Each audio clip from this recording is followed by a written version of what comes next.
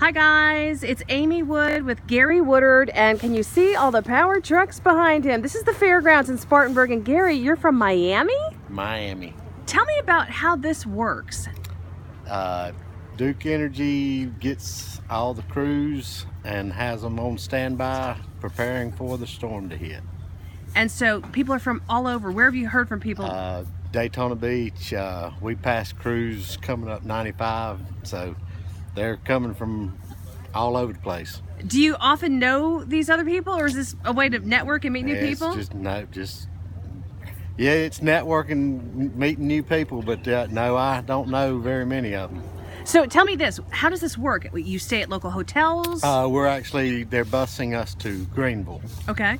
And then we'll come back in the morning and wait and see how bad it gets here. If it's not too bad here, then they'll send us towards Charlotte or wherever on their system they need the most help. When they do something like this, do they say, okay, be prepared to be away from home for 2 weeks? Really? 2 weeks. Wow. So what are you guys thinking?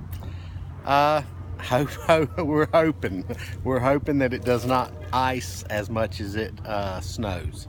Right. Snow is better. Snow is much better. But when we talk about a 1/4 inch of ice or a 1/2 inch of ice, 1/2 inch of ice is quite a few power outages with trees breaking. Limbs, power lines, causes problems. I know we've had power crews tell us before they have advice for what we all can do to kind of stay out of your hair and make things safer for you. What do you need us to do? Well, we can't get the power on when people keep asking how much longer it's going to be.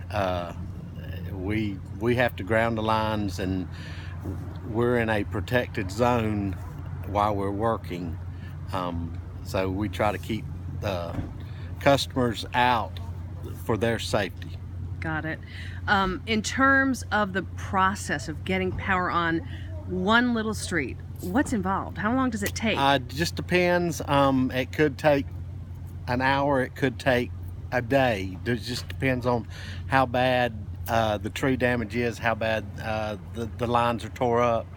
If it's behind the house, it usually takes a little bit longer because everything's got to be climbed.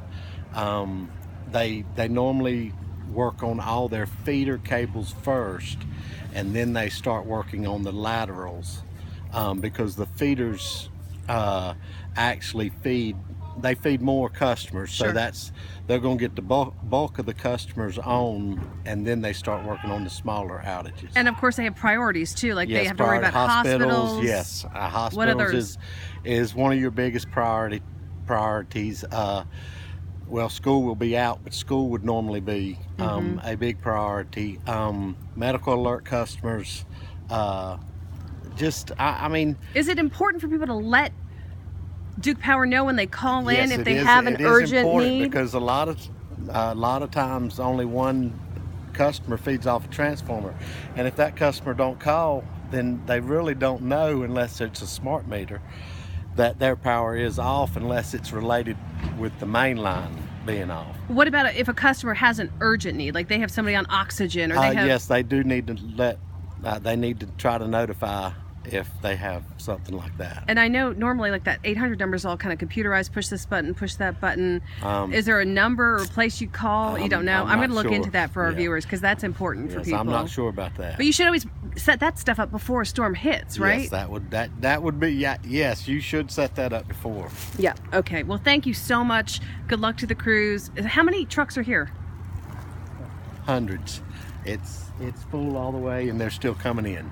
Hundreds of trucks. Yes. Right here in Spartanburg. Right here. Thank you so much for talking to us. Thank you. Y'all stay safe. Thank you. Bye.